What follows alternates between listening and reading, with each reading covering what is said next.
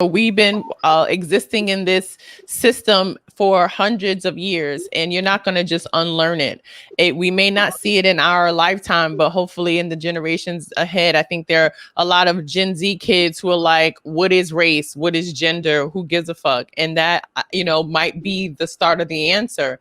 But when it comes to just the simple understanding of like, we don't have to attack one another. Like, we don't. And I think this is the other thing. I think it's not realistic to want everybody to hold hands and sing kumbaya, but I do think that there's a certain level of like civility that we need to have. It's like, I respect your culture and your community. You respect my culture and my community. We can engage and, economically do business, but, we don't have to, break bread. And I think that is a fair enough start.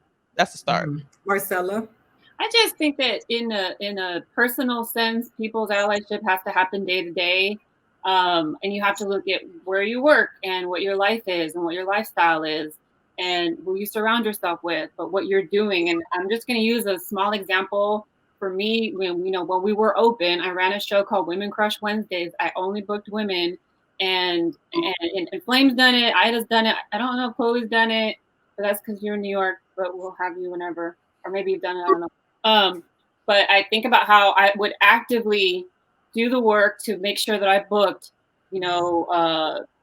everybody, right? I was like, if we have 2 white girls, I'm done. That's cap. Like, I don't need more than that because we need all the voices, There's so many different comics and everybody, when I first started that show, everybody, and when I say everybody, I mean a lot of non-women comics were like, that show's not going to last. You're going to run out of comics in 6 months. And we didn't. We went 2 years weekly. And then I turned it into monthly because I was just exhausted. And here's the thing about that. Anytime a young woman comic did my show, other producers around town, they knew that was enough to just get booked on their show. Like the alt shows, the white shows that are like so hard to get on. If they knew that Marcella gave the stamp of approval for a young comic, that they were good enough to do those other shows. And it was a lot of work for me. And I'm so glad that I did it because I know for a fact that I've given opportunities to a lot of young women that weren't getting looked at because they get stuck in the fucking flappers bullshit and they don't get good stage time in front of a good audience. And that's like an example of like what you can do. You have to do the work though. And it's a lot of work, but you do it and you make a fucking impact and it's good. And you fucking pass that shit forward. And that's if that's all you can do, trust me, that's enough. I mean, I think that when we talk about these things, people are always like on a global scale, but it's what you can do within your life, within your work, within your day to day. It's where the shit really changes. You can make a lot of change in the world around you. Flame, how do we form solidarity with other communities? You're at the intersection of so many different groups who are marginalized. You like the poster child for struggle. How do we find solidarity? I think you never stop teaching because you never stop learning. I think you never stop teaching because I think that racism is definitely a learned behavior. Nobody comes out the womb racist. You're born into a household where they teach you that. I also think that it's a mental illness. And it also goes back to when you don't know who you are as a person or on the inside, it is so easy for somebody to mind control you and mind fuck you and make you exactly who they want you to be. White folks keep adopting black kids and they don't even have the black talk with their black kid because a lot of them grow them up in neighborhoods where they think they will never have to experience it. As long as you have this black skin, you will have to have that black talk.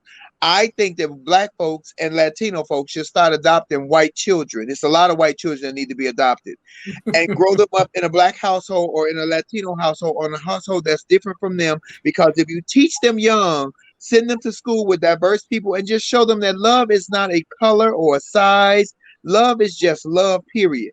Grow them up, make their asses become police officers, judges, and put them in positions where they know that I'm going to be in a position where I'm going to be able to help my fellow man because I was learned from a black man or from a black woman, for a Latino man, from a Latino woman, how to grow up and just be a whole person. I think that'll make the change. I know it sounds crazy because I don't even know if black people can adopt white children. I really don't even know.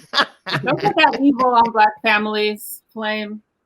It's not evil. It's not evil if you teach them young. If you teach children young and show them that this is the way it is. Baby, let me tell you something. I'm gonna give me 3 white kids and change their name to Jaquan, Keisha, and Tyrone.